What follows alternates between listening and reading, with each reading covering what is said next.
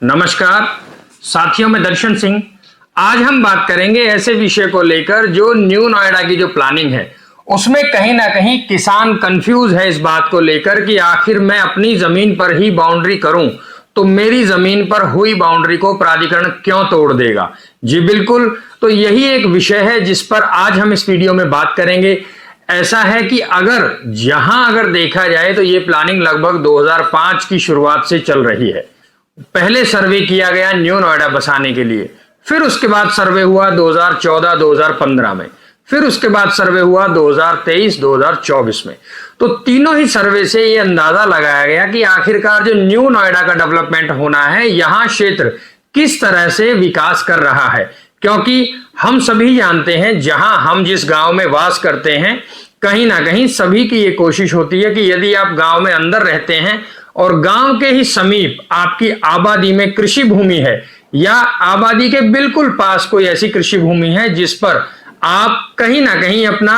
एक दूसरा आशियाना बना लेते हैं, जिसे हम आमतौर पर जैसे गांव में पशुपालन करते हैं तो कहीं ना कहीं अपने पशुओं को बांधने के लिए वहां पर एक डेयरी टाइप बना लेते हैं। तो ऐसा हर गांव में हर व्यक्ति की सोच होती है जिनके पास भी गांव के समीप आबादी की जमीन हो या कृषि भूमि ऐसी हो जो गांव से लगी हुई हो। लेकिन कहीं ना कहीं साथियों, प्राधिकरण का ये कहना होता है, प्राधिकरण की ये बाउंडेशंस होती हैं कि यदि आप यहां किसी भी तरह का कोई भी अतिक्रमण करते हैं तो उसे हमारे द्वारा अवैध माना जाएगा और हो सकता है कि उसे तोड़ भी दिया जाए। साथ ही साथ किसान इस बात से नाखुश है कि यदि मेरी आबादी है और अभी तक प्राधिकरण ने कोई हमें किसी तरह का नोटिफिकेशन नहीं दिया और ना ही अभी मुआवजा दिया है, तो हम क्यों बाध्य हैं इस बात को लेकर कि हम अपनी ही जमीन पर अतिक्रमण नहीं कर सकते। साथियों, जैसा कि हम सभी जानते हैं कि ये तीनों सर्वे होने के बाद सबसे पहले लेआउट बनाया गया और लेआउट में यहां बहुत बड़ी संख्या में इंडस्ट्रीज के सेक्टर, रेजिडेंशियल, इंस्टीट्यूशनल, मतलब हर तरह का वो सेक्टर यहां पर डेवलप किया जाएगा, जिसके बाद ये शहर बहुत अद्भुत डेवलप हो पाएगा। अब उसमें चाहे रोड मैप हो, चाहे पार्क, ग्रीनरी, हर एक चीज को ध्यान में रखते हुए ये शहर बसेगा और आमतौर पर ऐसा ही सब जगह पर डेवलपमेंट किया जाता है। लेकिन अब बात आती है तो कहीं ना कहीं ये कि सर्वे होने के बाद जो लेआउट बनाया गया उसके बाद किसानों को और वहां के जो भी बाशिंदे हैं उनको एक नोटिफिकेशन दिया गया कि सितंबर 2024 के बाद यदि आप यहां अपनी जमीन पर किसी भी तरह की बाउंड्री वॉल या अतिक्रमण करते हैं या कोई भी ऐसे कॉलोनाइजर हैं जो वहां कॉलोनी को डेवलप करते हैं, तो वो पूरी तरह से अवैध माना जाएगा और उसे तोड़ने का जो भी काम है वो प्राधिकरण द्वारा किया जाएगा। लेकिन इस पर किसानों का यह भी कहना है साथियों कि अगर इस न्यू नोएडा के डेवलपमेंट की प्लानिंग को देखें तो तीनों ही सर्वे होने के बाद जो सर्वे किया गया लास्ट सैटेलाइट माध्यम से, उसमें कहीं ना कहीं प्राधिकरण भी ये चीज को लेकर साथ चलता है कि कोई भी गांव या कस्बा लगभग 10 से 15% बढ़ोतरी में यदि आए तो उसको कहीं ना कहीं कंसिडर किया जाए, ये माना जाए कि हाँ ये गांव या ये कस्बा इस तरह से बढ़ सकता है, क्योंकि प्लानिंग कहीं ना कहीं डिले है। यहां यदि हम देखें तो 2024 से इस प्लानिंग की शुरुआत हो जानी चाहिए थी और आने वाले 2041 के मास्टर प्लान के आधार पर इसको पूरी तरह से डेवलप करने की ये प्लानिंग है। इसमें 4 चरण में मुआवजा दिया जाएगा। कुल 87 गांव ऐसे हैं जो यहां जिला गौतम बुद्ध नगर और जिला बुलंदशहर के कुल मिलाकर 87 गांव हैं जिनका डेवलपमेंट होगा। अब जो लेआउट बनकर तैयार हुआ है, सारी प्लानिंग की डीपीआर तैयार हो गई है, उसके बाद अभी तक यदि पुरानी दर के आधार पर देखा जाए तो पुरानी दर 4125 रुपए पर मीटर थी, जो यदि लगभग 35 लाख रुपए बीघा के आसपास बनती है। अब किसान ने भी इस बात पर अपनी रजामंदी नहीं दिखाई कि 4125 रुपए जो मुआवजे की दर है ये तो बहुत पुरानी दर है, अब हमें नई दर से मुआवजा चाहिए और हमारा मुआवजा बढ़ाना चाहिए प्राधिकरण को। अब इस तरह की चीजें हुई हैं क्योंकि 2024 और ये ऐसा वर्ष था जिसमें इस प्लानिंग की शुरुआत हो जानी चाहिए थी और यहां जो गांव हैं उसमें कहीं ना कहीं मुआवजा मिलना शुरू हो जाना चाहिए था। अब वो चीजें टाइमली हो नहीं पाई, तो कहीं ना कहीं ऐसे भी किसान हैं जो यहाँ इन गांवों से संबंध रखते हैं लेकिन रहते कहीं दूसरे शहर में हैं, तो वो अपनी जमीन या अपनी कृषि भूमि की यदि बाउंड्री वॉल करते हैं तो उनका ये कहना है कि आखिरकार किस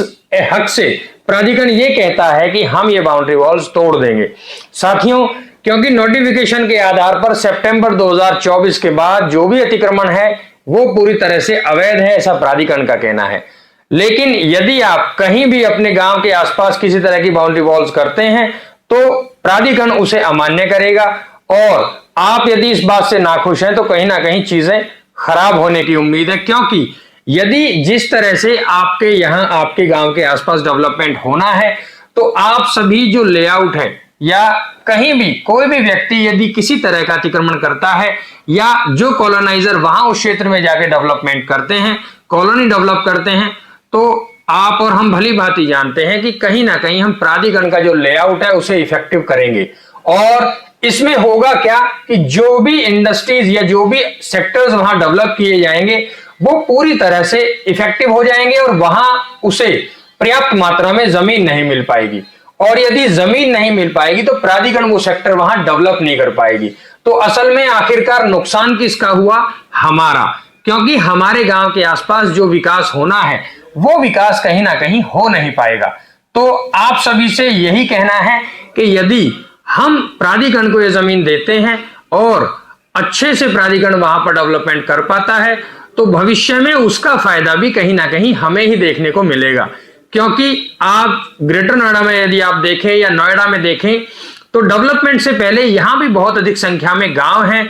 जो आज भी यहीं पर स्थित हैं, और आप देखेंगे कुछ ऐसे गांव जिनके आसपास इंडस्ट्रीज के सेक्टर आ गए हैं तो उस गांव में सोर्स ऑफ इनकम अपने आप ही बहुत अच्छे बन गए हैं। लोग वहां अच्छी किराएदारी बना चुके हैं और ये अपनी मंथली इनकम को बढ़ाने का सबसे अच्छा तरीका माना जाता है, क्योंकि इसमें आपकी प्रॉपर्टी आप ही के पास रहती है और यदि आप उसे अच्छे से डेवलप कर लेते हैं तो आपको मंथली इनकम बहुत प्यारी और बहुत अच्छी बन जाती है। तो साथियों, इस तरह की प्लानिंग को ध्यान में रखते हुए कहीं ना कहीं आज हम इस चीज पर कदम उठा सकते हैं कि अपनी जमीनों को हम बाउंड्री वॉल कर लें या ना दें, या कोई दूसरा व्यक्ति एज ए कॉलोनाइजर जाकर वहां पर कॉलोनी डेवलप कर दे और हम वहां प्लॉट ले लें, तो कहीं ना कहीं पूरी ही तरह से ये हमारे लिए नुकसानदायक होगा।